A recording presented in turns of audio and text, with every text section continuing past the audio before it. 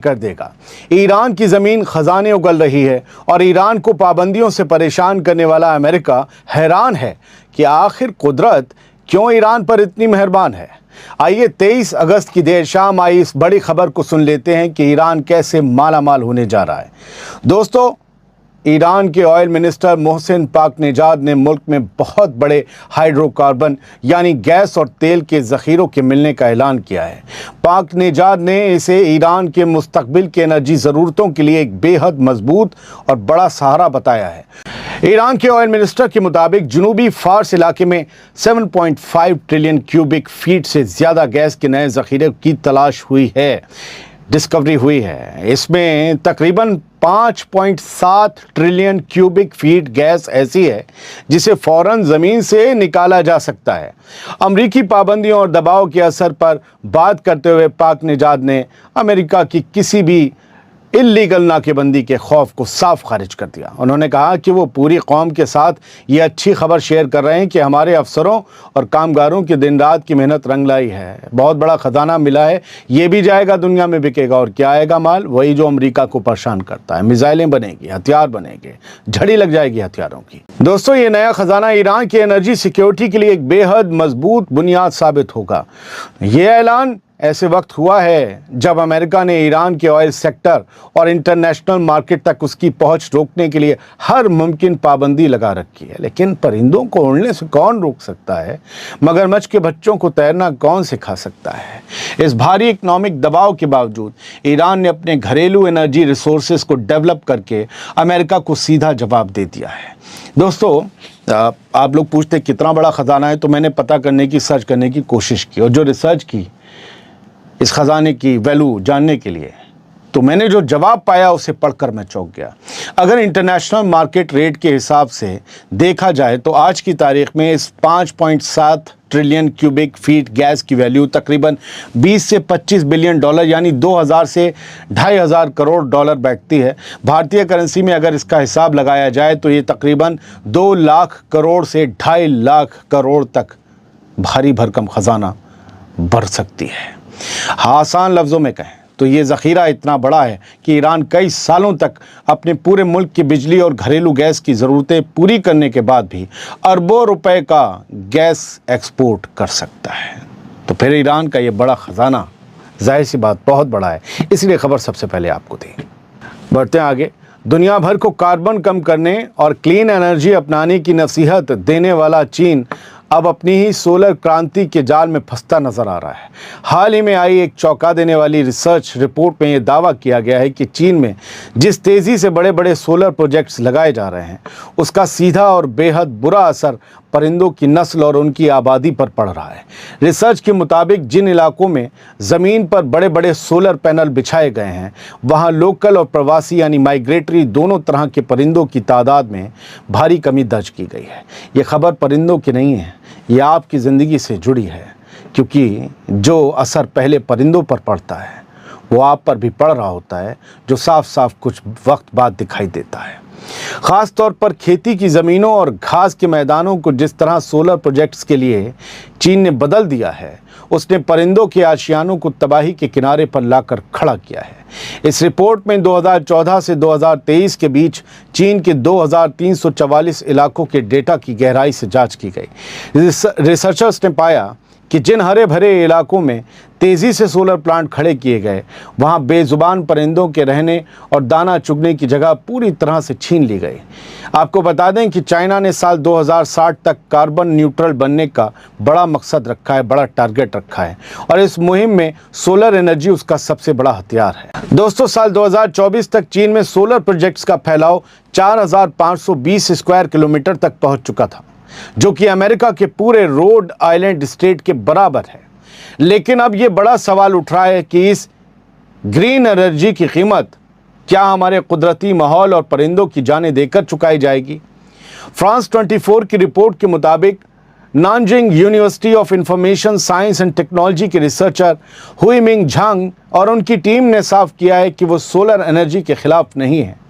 मसला ये है कि सरकारी प्लान्स के तहत अंधी दौड़ में ज़रखेज़ और जंगलाती ज़मीनों को बदलकर सोलर हब बनाया जा रहा है।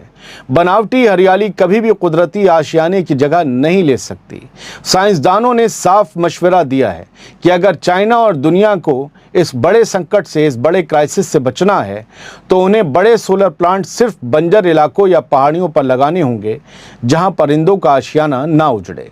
वरना जिस साफ हवा और हरे भरे मुस्तकबिल का ख्वाब दिखाया जा रहा है, उस आसमान में चहकने वाले परिंदे हमेशा हमेशा के लिए खामोश हो जाएंगे। परिंदों से हमारी ज़िंदगी जुड़ी है, हमारी ज़िंदगी परिंदों से जुड़ी है। वो ख़त्म होंगे, उन पर असर पड़ेगा तो एक दिन हम पर बहुत बुरा असर पड़ेगा। अपने आसपास सोलर पैनल्स देखें तो पूछें ज़रूर कि रेगिस्तान में लगाए हैं या जंगल काट दिए हैं। क्या बांग्लादेश में नई हुकूमत बनने के बाद भी वहाँ के अल्पसंख्यक हिंदुओं की ज़िंदगी खौफ के साए में कट रही है? ये सवाल नई सरकार के सामने सबसे बड़ा चैलेंज बनकर खड़ा हो गया है। भारत में ये सवाल पूछा जा रहा है, इसलिए हमें पूछना ज़रूरी है। तारिक रहमान की नई हुकूमत के तमाम दावों के बावजूद बांग्लादेश से एक बार फिर दिल दहला देने वाली वारदात सामने आई है, जिसने पूरे साउथ एशिया में सनसनी फैलाती है। बांग्लादेश के रंगपुर के दासपुरा इलाके में जब एक बंद मकान का ताला तोड़ा गया तो अंदर का मंजर देखकर वहां के पुलिस के भी होश उड़ गए। एक ही हिंदू फैमिली के 4 लोगों की बेहद संदिग्ध हालात में, सस्पिशियस हालात में मौत हो चुकी थी। छत पर बाप पड़ा था, सीढ़ियों पर माँ बेटी और बेड के नीचे 12 साल के मासूम बेटे की लाश मिली। आखिर रंगपुर के इस बंद मकान में उस रात ऐसा क्या हुआ था? क्या ये कोई साजिश है या फिर टारगेट किलिंग है? बांग्लादेश के अल्पसंख्यक हिंदुओं के खिलाफ जुल्म का सिलसिला रुकने का नाम नहीं ले रहा है। हमें आवाज़ उठानी होगी। वो हमारे मुल्क के ही भाई हैं जो बंटवारे से पहले उधर रहते थे या चले गए। रंगपुर मेट्रोपॉलिटन कोतवाली थाने के इंचार्ज नाजमुल कादर के मुताबिक ये घर पिछले 2-3 दिनों से बाहर से बंद था। पड़ोसियों और रिश्तेदारों को जब शक हुआ तो पुलिस को खबर दी गई। मौके पर पुलिस पहुंची और पुलिस ने जब ताला तोड़कर अंदर कदम रखा तो वहां 4 लाशें बिखरी पड़ी थी। द डेली स्टार की रिपोर्ट के मुताबिक ये गणपति चक्रवर्ती का परिवार था जो रंगपुर जिला स्कूल के रिटायर्ड टीचर थे। करीबियों के मुताबिक इस फैमिली के सभी लोगों के मोबाइल फ़ोन लगातार बंद आ रहे थे।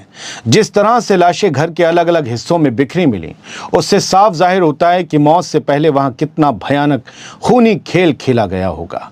हालांकि अभी तक पुलिस और लोकल एडमिनिस्ट्रेशन इस पूरे मामले की असली वजह का खुलासा नहीं कर पाए हैं।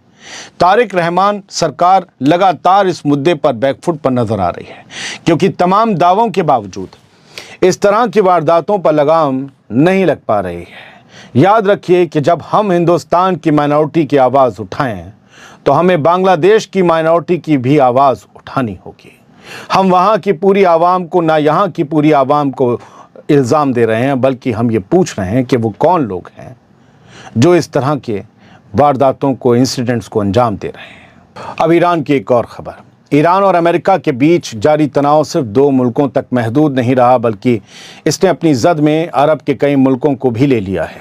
हालात लगातार बिगड़ते जा रहे हैं। ऐसे वक्त में ईरान ने अपने पड़ोसी अरब मुल्कों को साफ और सख्त लफ्ज़ों में आगाह किया है और ये दिन में दोबारा किया गया है। ईरान का सीधा पैगाम, हम इसीलिए आपको बता रहे हैं दोबारा, ईरान का सीधा पैगाम है कि जो भी मुल्क अमेरिका की इकनॉमिक मुहिम यानी इकनॉमिक कैंपेन में साथ देगा, ईरान उसे सीधा अपना दुश्मन मानेगा। ईरान की सुप्रीम नेशनल सिक्योरिटी काउंसिल के सेक्रेटरी मोहसिन रिजाई ने पड़ोसी मुल्कों से इस पूरे मामले से दूर रहने की अपील की है। कहा है, अमेरिका की पाबंदियां अमेरिका को मुबारक, लेकिन तुम उसमें साथ मत देना, जहाज़ों में आने जाने में अड़चन मत डालना। इसके साथ ही उन्होंने सख्त लहजे में वार्निंग दोहराई कि अगर कोई भी अरब मुल्क अमेरिका के बहकावे में आकर उसकी इकनॉमिक मुहिम का हिस्सा बनता है तो उसे यह अच्छी तरह समझ लेना चाहिए कि ईरान उसके खिलाफ सीधा मोर्चा खोल देगा। बात सिर्फ अमरीकी अड्डों तक महदूद नहीं रहेगी, महल और कसर भी ठोके जाएंगे। मोहसिन रिजाई की ये धमकी ख़ास तौर पर उन अरब मुल्कों के लिए मानी जा रही है जो लंबे वक्त से अमरीकी खेमे में खड़े रहे हैं। ईरान ने दोहराया है कि अगर किसी भी पड़ोसी मुल्क ने अमेरिका की इकनॉमिक घेरेबंदी में कोई मदद की तो ईरान उन्हें न सिर्फ सबक सिखाएगा बल्कि दुनिया के सबसे अहम समुद्री रास्ते यानी स्ट्रेट ऑफ हॉर्मुज को पूरी तरह बंद भी कर सकता है। पूरी तरह जो अब जा रहे हैं वो भी नहीं जा पाएंगे। अगर ईरान इस समुद्री रास्ते को ब्लॉक करता है तो दोस्तों पूरी दुनिया में तेल और गैस के एक्सपोर्ट पर बहुत गहरा असर पड़ेगा और ग्लोबल ऑयल मार्केट में हाहाकार मच जाएगा। याद रखिए कि अगर ऐसा हुआ, और यकीन मानिए, तो आप सिर्फ गन्ने के जूस से ही अपनी गाड़ी चला पाएंगे। ईरान ने इशारों में सऊदी अरब, बहरीन, कतर और यूएई जैसे अरब मुल्कों को अपनी रेड लाइन से साफ साफ खबरदार करा दिया है। अमेरिका सालों से ईरान पर सख्त इकोनॉमिक पाबंदियां लगाता आ रहा है, लेकिन ईरान ने इन पाबंदियों से निपटने और दुनिया भर में अपने तेल की बिक्री जारी रखने के नए नए रास्ते पहले ही तलाश लिए हैं। ऐसे में इस जंग के फिलहाल रुकने के आसार तो नहीं लग रहे हैं। ईरान का ये मैसेज भले ही अरब मुल्कों के लिए हो, लेकिन इसका असर पूरी दुनिया पर पड़ेगा। आपकी मेरी जेब पर भी पड़ेगा, गाड़ी की टंकी पर तो पड़ ही रहा है। बहुत बहुत शुक्रिया। सलामत रहिए, खुश रहिए। खबरों का ये वाला प्रोग्राम, ये छोटा हिस्सा पसंद आया हो तो आगे फॉरवर्ड कीजिए, और आज़ाद बोल इंडिया को ना किया हो सब्सक्राइब तो कर लीजिए, ताकि सबसे पहले आपको नोटिफिकेशन मिल जाए। बेल दबा दीजिएगा। Thank you.